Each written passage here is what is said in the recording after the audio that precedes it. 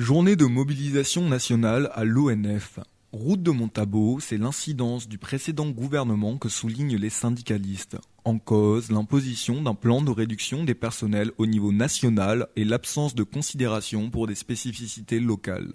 Il y a un recours trop important au personnel contractuel qui travaillent dans les mêmes bureaux, qui travaillent sur les mêmes activités forestières, qui travaillent sur des postes identiques aux collègues titulaires, mais qui n'ont pas les mêmes salaires et qui n'ont pas les mêmes conditions de travail. Les VSC, on en augmente encore le nombre. Selon qu'ils soient recrutés dans l'Hexagone, ils perçoivent 1 400 €.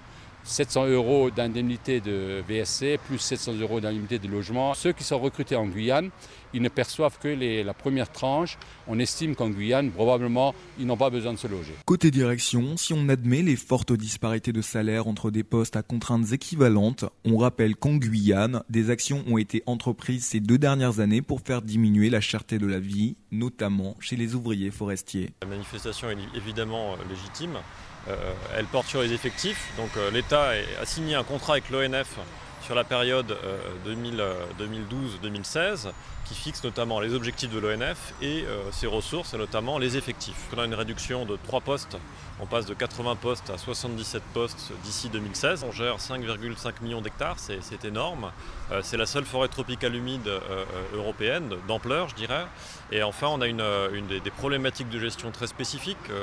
L'impact des défrichements illégaux, l'orpaillage clandestin, une filière bois qui est en train de qui a mis en place l'exploitation à faible impact, une démarche de labellisation des forêts avec l'éco-certification. Donc on a plein de problématiques spécifiques à la Guyane.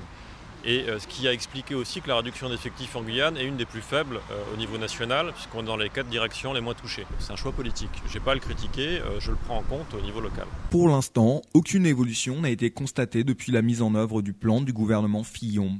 Si l'on espère interpeller les nouveaux cabinets ministériels, les discussions demeurent à bâton rompu.